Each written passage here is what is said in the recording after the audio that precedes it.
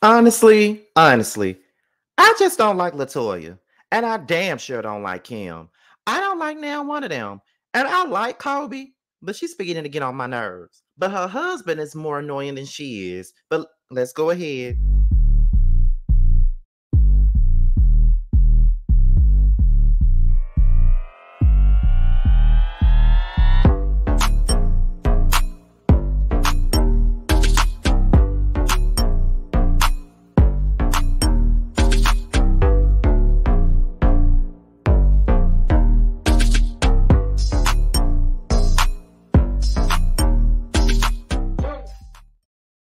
And what's going on, you guys? This is your boy Scotty by Nature TV, and we're here for a brand new review of Love and Marriage Detroit, season 2, episode 4. I think this is episode 4. I was supposed to go live last night, and I fell asleep while the show was on. And I was live a minute ago, and I made a mistake and clicked the end recording button. So here I am right now, and I said I'm not gonna go through all that shit going live again. I'm just gonna do this as a pre-recorded video because I got other videos that I want to do today. You know what I'm saying? But either way, before we get into what we're here to talk about, if you are soap opera fans like I am, you do know who this man is. That is John Black. Okay, if you ever watched Days of Our Lives, y'all know about the great John Black, who got involved with Marlena Evans, had a baby by her while she was with Roman, all of that good stuff. Okay, and they became one of the super couples in the soap opera world. As of last night, it was reported that Drake Hogestyn, I think that's how you pronounce his real name, passed away at the age of 70. And I do know that he is still on Days of Our Lives. And based off of what I see right here, I don't know what they're going to do. I want to know how they're going to write him off the show. And I'm definitely going to be tuned in to that. I haven't watched Days of Our Lives in quite some time. I stopped watching after Sammy left. So y'all know, and if you ever follow me, y'all see me ever talk about like soap opera stuff here and there, y'all do know that Sammy Brady was my girl. I used to love me some Sammy Brady, y'all. I used to love me some Sammy Brady. But yeah, I stopped watching the show after she left. But now that John has passed away in real life, I just want to know what they're going to do as far as like writing him off the show. Like, how are they going to do that? You know, all that. So we're gonna see how this gonna turn out. But yes, rest in peace to Drake Hogestyn, y'all. If you are Days of Our Lives fans like I was growing up, then you know this man, honey. Okay. Now, with that being said, let's go into what we got coming up, y'all. So next Monday, we will be back for the Whether You Like It or Not panel, all right, October the 7th, because Potomac comes back on next Sunday. I am so excited. And it'll be Scotty by Nature TV giving you the real tea, Really BTV, Simply Sakina, and Yakratis featuring special guest Busy Blue, as well as Schoolboy, okay? Now, Josiah will be returning to the panel later on in the season. Later on, because like I told y'all, Josiah got a second job, so he doesn't have the time to really devote it to going to do this panel every week right now. But for the meantime, it's just going to be us 5. But Josiah's behind everything in regards to production and all that stuff. So he's still around. He's still a part of this panel, but he just won't be a panelist for now. But he will be showing back up mid-season. Don't you worry. Love and Hip Hop will be on Tuesday. Make sure you guys tune in to that. And then on Thursday, we'll be back for the Chasing panel, you guys. All right. So with that being said, you guys, that's pretty much it. So let's go ahead and get into the review. So we pick up where we left off with the couple, with the couples Latoya and Anthony and Christina and Brandon. They're out there playing like dodgeball or some shit like that. Whatever ball it was, I just know it was a ball. However, it's basically Christina and Latoya. They're going back and forth about the things that's been said and done to both of them. And Latoya said, I heard things about you. People have told me stuff about you, but I'm not going to say no names. I'm not telling you who told me anything or whatever. And I'm just like, okay, so why? I hate when people do that. Why bring something to me and tell me that people have said this and people have said that, but you can't tell me who said it? That shit is irritating, is annoying, and I'm gonna need for you to stop playing with me, Latoya. But see, this is why I don't like you or your wife. Both of y'all on some messy ass shit. That's really what it boils down to, honey. So then Christina and Brandon was like, they both feel like Latoya was being messy for bringing Kim around, knowing that Kim had an issue with Christina. And I second that emotion. She is messy as for bringing that lady around, knowing that that lady don't like Christina, knowing that that lady had an issue with Christina before this. And she could sit up here and act like, oh, she didn't know, or she could sit up here and act like, oh, I wasn't on no demon time when I did that. But girl, you know that you was, so stop acting like you wasn't. You know that you was, girl. Stop. Anthony says that he wants to have a resolve, but LaToya don't think that there is a resolve. Why you don't think there's a resolve when you the main one that's keeping up the bullshit? Is that the reason why you don't want to resolve? Because you the main one keeping up the bullshit, LaToya? Let me know, because you on some bullshit right now.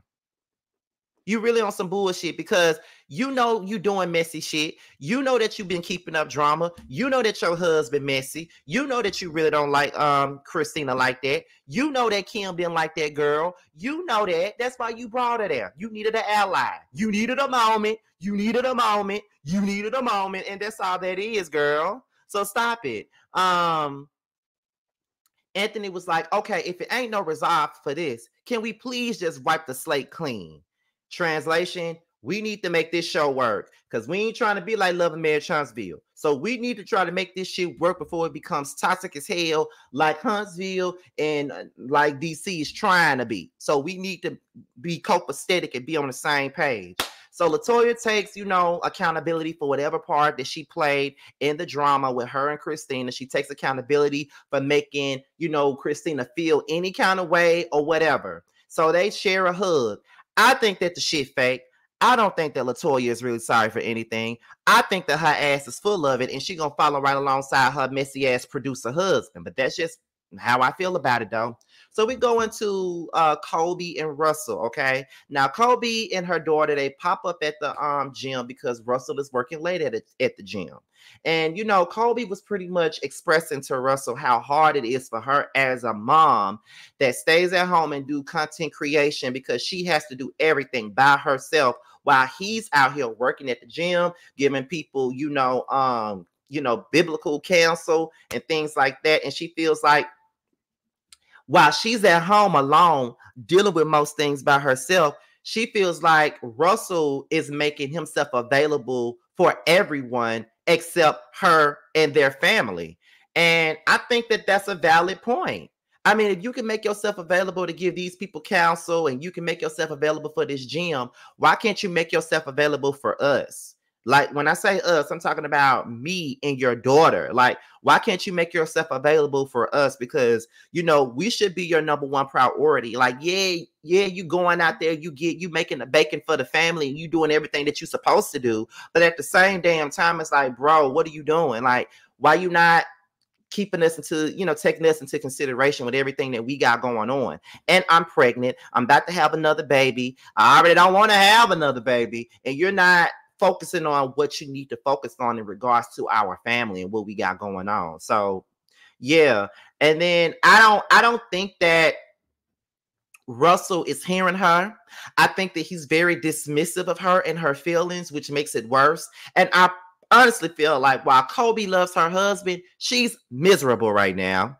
She's miserable. Everything that she's telling him, he's not hearing it. And because he's not hearing it, that makes her even more miserable. It keeps the misery going with him not listening, and him not even taking into account that my wife is miserable. I need to do something about this.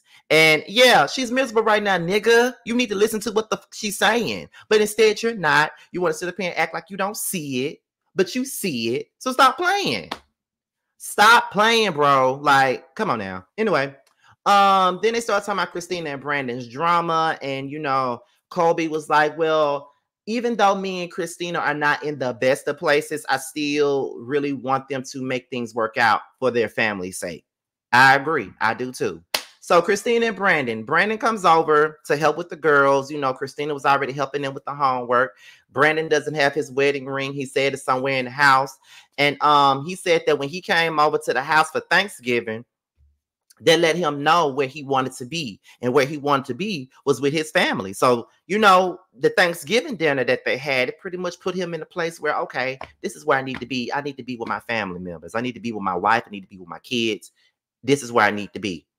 Great. So then after that, Christina says that with him being gone, she doesn't want to live without him, but she has learned how to live without him. Being that he ain't staying in the house, being that because he's not in the house, the things that she would normally have him do, she had to do it on her own tip. So because of that, you know, now it's like, okay, girl, I got to do this by myself because Brandon not here to do this. I got to do this alone. I got to do that alone. And then she's become accustomed to doing everything alone. So that's why she was like, it's crazy because I have learned to live without you, which is crazy, but that's the truth. And that's very valid. She's learned to live without your ass. So even if she did decide to go through with the divorce or go through with leaving you, she has the tools and the vulnerability to do so. So yeah. She said, but even though she's learned how to live without Brandon, she still wants her husband back.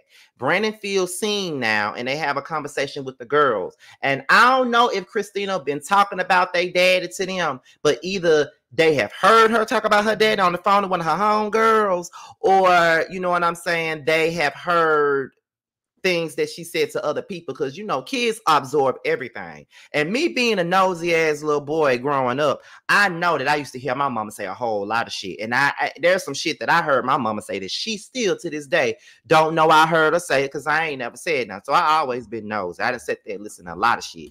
Okay, but anyway, so we get into Bravo, Russell, Anthony, and Brandon. Okay, they feel like releasing some tension by playing golf and stuff like that. And next thing you know, Marcel walks in. So be that Marcel walks in, and, you know, knowing that, you know, Marcel and Brandon's wives are at each other's throats right now, the other guys don't know how it's going to be with Marcel and Brandon being in the same room. Now, Brandon says that the wives got smoke and they need to let the smoke go. Marcel says, you know, I ain't got no problem with you. Whatever's going on with our wives is between our wives. I don't have no real issue with you. I ain't got no issue with you. I'm cordial with you. Now, are we buddy? No, but I'm good. And that is real.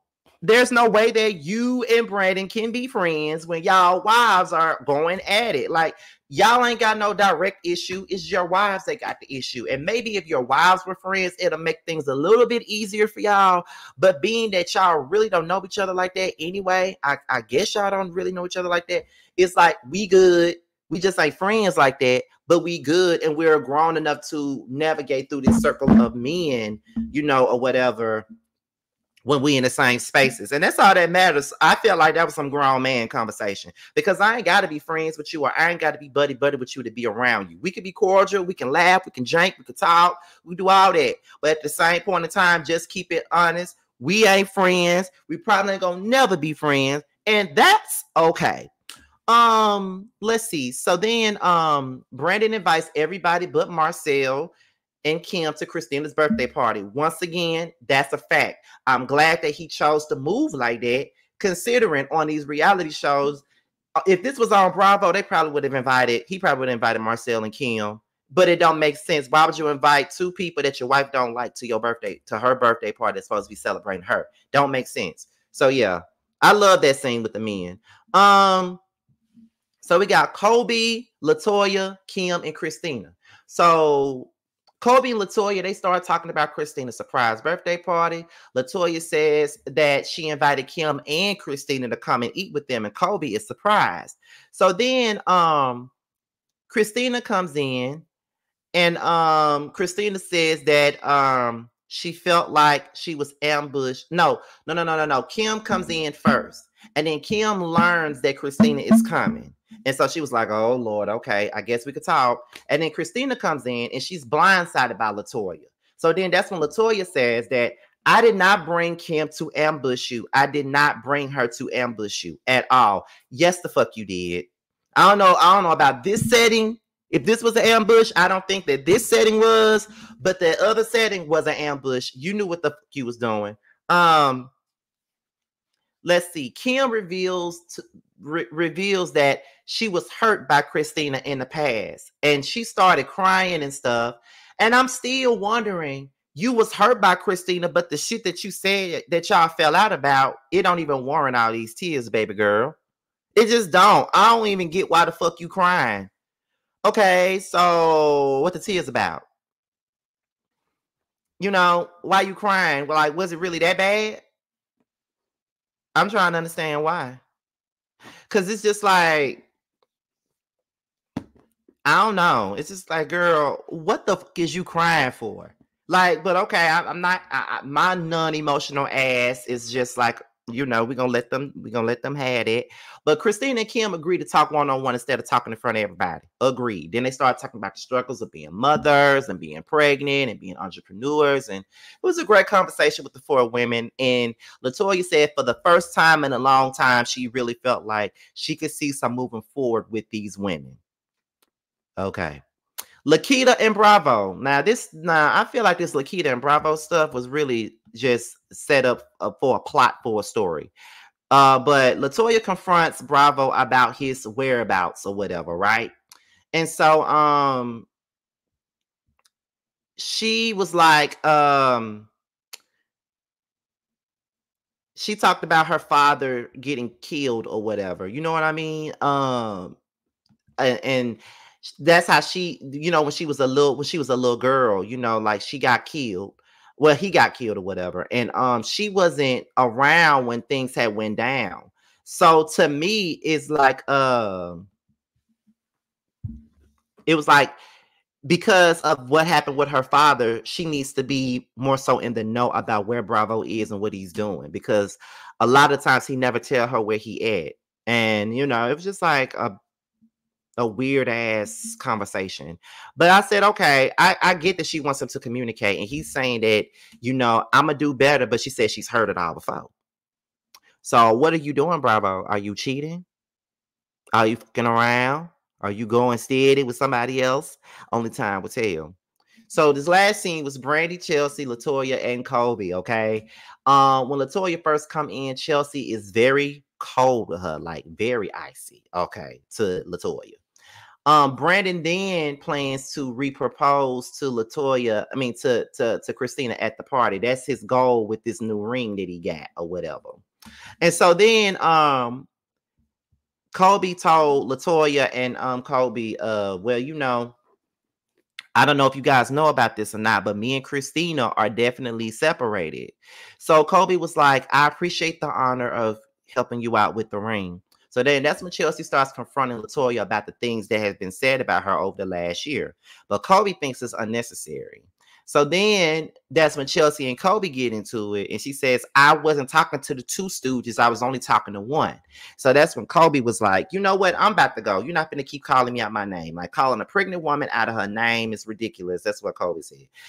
I don't know why it matters if you're pregnant or not when somebody call you out your name. When you arguing, they're going to say whatever the fuck they want to say to you, whether you're pregnant or not. So we need to stop it with this, using this pregnancy stuff as a shield. Girl, you already know what's going on. So LaToya then declines the party invite. She said that she don't want to come up in there and have no drama going on with Chelsea, because this party is not even about her. It's about Christina. And she feels like if she comes, it's going to create some drama. And then that's when Chelsea was like, the way this party not going to be about you, like ain't nobody thinking about you and blah, blah, blah. But the thing is, LaToya, if you said this shit, you really do need to stand on that shit and all this other stuff, because that girl had every right to confront you. No matter how it looked, she had every right to confront you if you said all this shit about her. I mean, but you know, LaToya don't take no accountability for nothing. And that's just that. So we're going to go into the next episode next week. It's not like the show is bad right now. It's all right. Like, it'll do. I don't know if it deserves a live anymore, though. But, you know, we'll see. I'm still going to try it. The only reason why I'm doing the pre-recording now is because I had already fallen asleep on the shit last night. And then when I went live earlier, the shit, I fucked up and ended the live. So this is why we're here now. But whatever. We're out of here, y'all. With that being said, this is your boy Scotty by Nature TV. Be sure to like, rate, comment, subscribe, share this video, and also click on the notification bell so you can be notified whenever video drops. And if you want to follow me on any form of social media, my Twitter, my Instagram, and my TikTok will be down below. With that being said, you guys, your boys up out of here, and I'll talk to you later. Bye. Don't shake your ass, booty acting up. Don't grab your drinks, baby, pass the Dutch. Damn, shorty bad, looking bad as fuck. Don't sweat it, ain't no competition, I said it. Don't exist to the beef, motherfucker, I did it. Pull up, knock your corns like Mario. Couldn't stop me do 100 miles of cardio. Damn. You niggas stay faking, you niggas stay hating, you niggas so basic. You felt the one, so don't test me, nigga. My team leave the weapon, Joe Pesci, nigga. The hate hate to see me win, so I cause them frustration. Hate to see my name, so I give them penetration. Bro, running this race on you fucking lanes. Spin the block, big old bitch, tuck your chain. Bam. Nigga high, don't sweat, don't stop, don't sweat. Nigga high, don't sweat,